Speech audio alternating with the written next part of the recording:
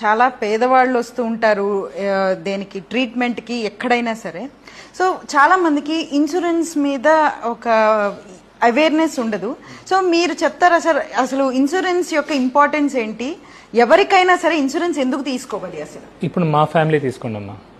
నేను నా వీడియోలో చెప్పే దాంట్లో ఒక్కటి కూడా నేను ఆచరించనిది, నా లైఫ్లో జరగనిది నేను చెప్పా. నేను చేయని దాన్ని నేను చెప్పా, నా లైఫ్లో జరగని దాన్ని నేను దాని గురించి ప్రస్తావించా. సో మా ఫ్యామిలీలోనే మేము ఎవ్రీ 3 years 5 years నుంచి ఎవ్రీ ఇయర్ మేము డబ్బులు కడతా ఉంటాం. 50,000, మా ఫ్యామిలీ పెద్దది కాబట్టి 50,000 per year కడతా ఉంటాం. 3 lakhs వరకు ఖర్చు పెట్టినాం, ఎవరికేం కాలే. రీసెంట్లీ ఒక హెల్త్ ఇష్యూ వచ్చింది ఫ్యామిలీలో, 15 లక్షలు ఖర్చు అయినాయి. సో ఒక్క రూపాయి కూడా జేబు నుంచి పోలే. నేను డాక్టర్ని, నాకు 2-3 హాస్పిటల్స్ ఉన్నాయి.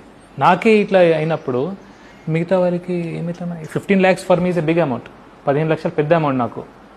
అలాంటి మామూలు వాళ్ళకి ఎంత ఇబ్బంది అవుతుంది. సో వారు కూడా ఇన్సూరెన్స్ చేసుకుంటే చిన్నగా సంవత్సరానికి 10,000 15,000 ఇన్సూరెన్స్ చేసుకుంటే చిన్న కుటుంబం రేపు రోజు లక్షలు ఖర్చు పెట్టాల్సిన అవసరం పడదు.